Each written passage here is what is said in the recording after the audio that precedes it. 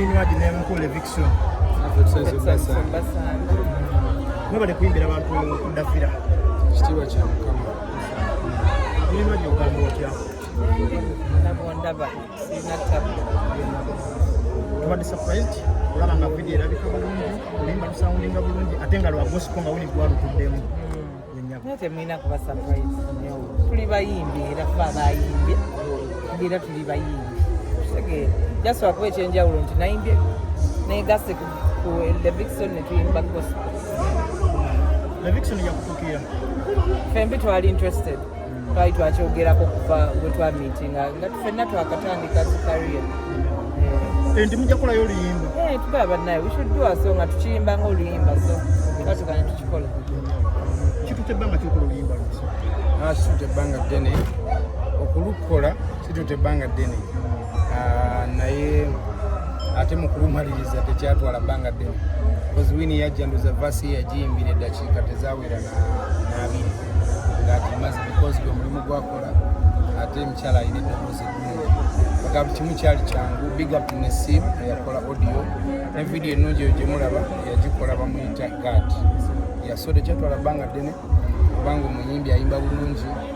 Sagala nange kwewaana nnyo nange nageza nawe oyimba tomukaabya amanono naye ayimba mandigi aiva mugamba ayimba n'akaaba baddanga one of my best gospel artists tegeera ega gwensoosa wali tegeera bambuuza wano egamba tegeera so voice gye wayimba Winnie Nwagi ani yagiwandiika concept gwe yagiretayo? Concept sigasekiswa atwala credit yonna because eddoboozi eryayimba si lyange, you get my point. Naye Nesim yakola omulimu gw'amaanyi ku track n'abantu era abali mu studio manyi kino ekintu kiffe ffenna bamaneja bange baba bakuwaidya ne bagamba hakano kayimbe bwoti, you get my point. Manager Leo ne manager Ford ne manager Andrew bonabona they go to great work. So tukyakabira tukibaliza Katonda n'okwebaza nnyo Winnie okubanga yasalawo n'ayimba luno oluyimba because there were many songs yandinoonyeza n'akola oluyimba olulala naye yakola yasalawo netukola luno oluyimba era oluyimba oluli mu kublessinga abantu is really doing well on YouTube oli mukola bulungi mitima gy'abantu people are sending comments because I want to take your time and read the comments on YouTube. You'll be very surprised. So Winnie is a great artist. She's a very, very powerful voice, and we bless God okubanga tumulia that she's shouting Jesus Christ. This is the second song of the album, Dimukola album, Bajita P211, Philippians 2:11, that every tongue will confess Mulimi Lunaya Tulanti Mukama. So Winnie Nwagi, yali ku second song. People are really calling me, telling me we should do another song with Winnie, and I believe me and Winnie now, the connection is there. We'll definitely be surprising people. But it's a blessing that we are blessing the world. Tusubire nyimba za gospel zizo single ba mnamo. Bawo ni Nwagi.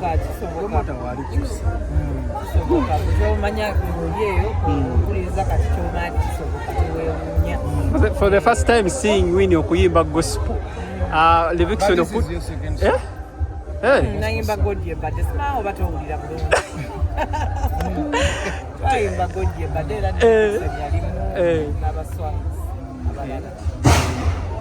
Kati wafanya church gyosabiramu Winnie Nwagi? Kyoga najifuna bufunyi bijjo saba. Winnie by the way na church gyosabiramu. Bakwebuzo minenge jembi mukanira. Ngira alasa. Mutegeera mugende nga munonyaayo. Olumu nkyusaayo. Tuyagala nyo bakunoonyereza. Nsabirako n'ewaka tegeera. Temugenda nnyo nga munoonyaayo. Bagala kujja amanyi bafani bagala okusabako ne baserebu bawe. Ogenda ku kyaki saba. Onoonyazi. Ate era bw'ondaba. So kusigala ku mulamu gwa bulenzi. Sawa yakwegayirira okutendereza. Wemukoledde oluyimba luno nga amateeka ga copyright gazze. Oluyimba lwani? Ani alina copyright y'oluyimba? Oluyimba lwaffe. Ffenna oluyimba lwange, oluyimba lwa Winnie, oluyimba lwa Nesim. Abantu abasatu. Ffenna. Ndoza copyright tugikumalidde ne bw'otayongera nyimba ya copyright. Kikulazeemu. Gw'owuliramu alina copyright. so tetusuubira mu maaso eyo nti bamanyi okwekyanga n'agamba oluyimba lwali lwanga ate biki ate alunzigyeko. Not here, not with us. Betuli organized. Omukulu Levixon, obadde wali ku stage n'ogamba nti olina show concert this very year. N'ogamba nti show ye oluggwa ebyendongo ogenda bivaamu. Ebyendongo siga ebyandongo. Mbadde nkola concerts okumala emyaka mingi. Since 2012 nakola shows 13, 14, 15, 16, 17, 18, 19, 2023 netukuba Kololo, 2024 netukuba Mbarara. Bagamba ebintu byonna tubikoze zibugo tuzikoze no kannyina ekintu kyakye ne mukola bakatonda kyanga kidde. Tujja kitegeera saawe eno nja kuba mu tojja kuwomerwa. Naye jangu nga mu 8 November ngenda tukintroducinga chapter yange. Tubadde tumanyi munnayo olina ebintu ebirala byogenda okukola oba ogenda kusetolinga mu byabufumbo ogambe nti kati kansetolinge. Nja kulekera Winnie. Lwe lugendo lwogenda okukwata ssebo. Omanyi nazze ne looya teri kumala gandibira. Anti abantu babadde balowooza omukulu ayagala kusiibula bannayuganda aconcentratingire eyo okulowooza kubanga mubinyumirwa ebyo mwaganya obiwulira mwaganya owulira response naye wuuyo agibawo ate Winnie ngenda bantambula naye buli wendaga oyo Winnie dabayo Winnie ono agenda kunwanira mu bintu bingi ate yajja sobola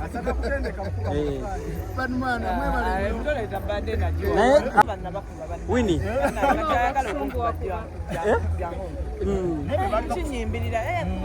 abakirekera waliwo niwembeera omulungi kitegeera tobeerira saidi mbiyoka ati bakiyimbirira nnyo. Tulina live gye twaliko lumu ey'omukyala podcast yaliko eya Winnie Nwagi eya Shiba mwasinkana ku mukolo gumu ogwa Bad Black n'akubuuza gwe gannyini n'obubuuza n'omugambo naye enkolagana ya Spice Diana naye ki ekiri between the two people ki ekyatuukawo n'agamba munaye Winnie Nwagi gwe wamubuuza era tubadde tusaba otubuulire. Tewali weyayogera yakyamya nga bwe yabagamba bwe nabuuza. Spice Diana is your good close friend. Ne Shiba close friend wo. Abantu bano b'otulaba bino bagamba ne banne obuzibu bwava tebasobola kubuulira gwe nga best friend waabwe. Ajubisa nnyo gwe ky'obamanya kye nabuuza kyekyo yali abaddamu kati nze nabuuza naye era navaawo nga naye ambuuza shegera so kati yabaddamu awo kakitwale nti genda podcast ofune ansa. Nze nkwebaza ennyambala y'olunaku okubidde ekikumba okubidde ekikumba olunaku lwolwa ani akwambaza Winnie?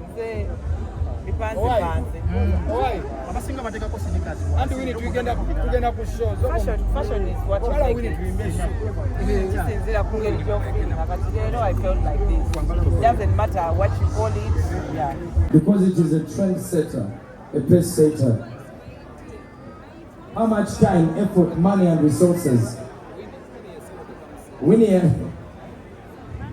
zero take a mistake. Yeah.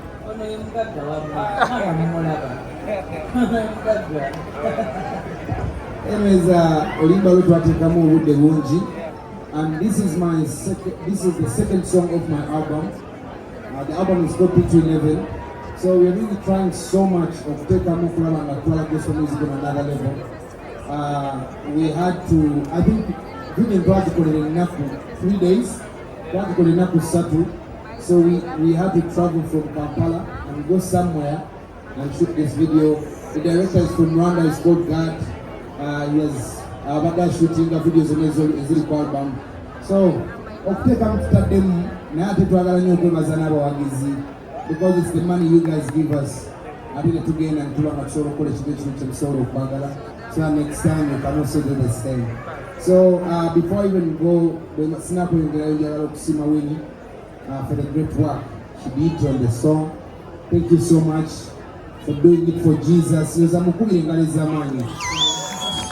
know, having Winnie in studio, it was a blessing, a big one by the way. So, and we thank you people because you have loved it. It is trending already on YouTube, and it's also doing well on all platforms. Thank you. Winnie, but what I could say, should we say Winnie found Jesus now? Jesus, we don't believe now. There's a question here. I'm a believer. Hey, lady. Hey, Winnie. Hey. I have a question goes to Levixon. Of all artists, like why Winnie Nwagi on this song? What do you got around done? Moses down Levixon, non choosable.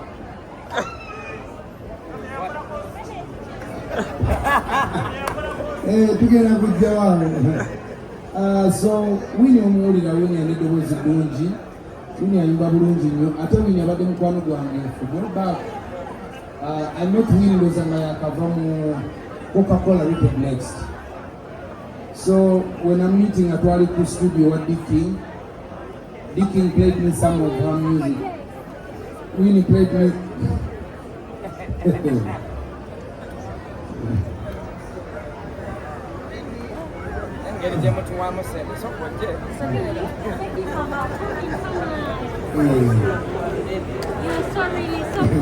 So anyway, that's how we met with Winnie.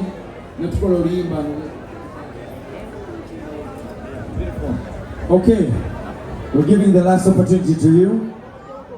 Give him the microphone. We're giving him a couple of seconds, yeah? Pull. Thank you. Guys, let's give a round of applause to Levixon and Winnie. Make sure you scan the song, you download it. Appreciate it. Any words for me, Winnie, before you leave?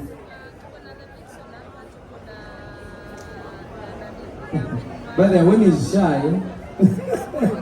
Tell them. Actually, akagambo kanga kasembayo. You guys, I'm also a believer. I pray to God. I pray to the same God.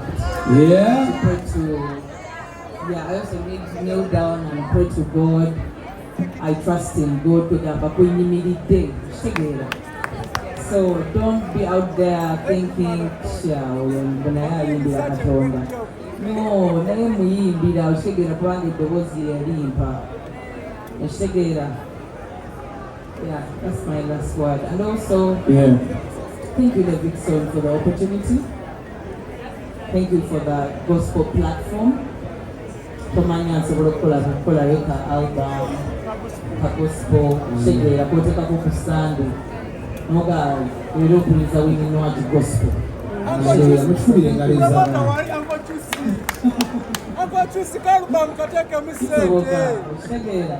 thank you so much for the opportunity. I appreciate you. But guys, thank you so much for the love. We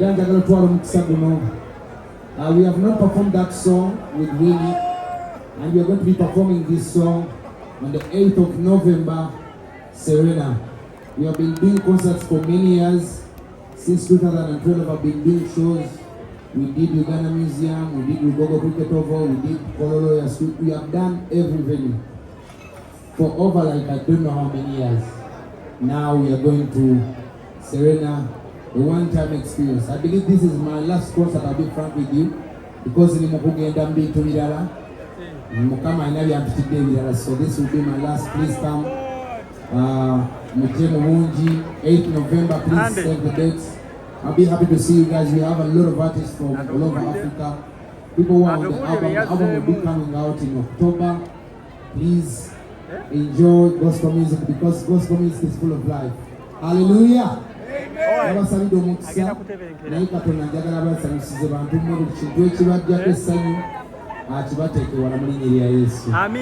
you so much, guys. God bless you. Please go stream the song. Go view the song. God bless you. Thank you. Thank you so much.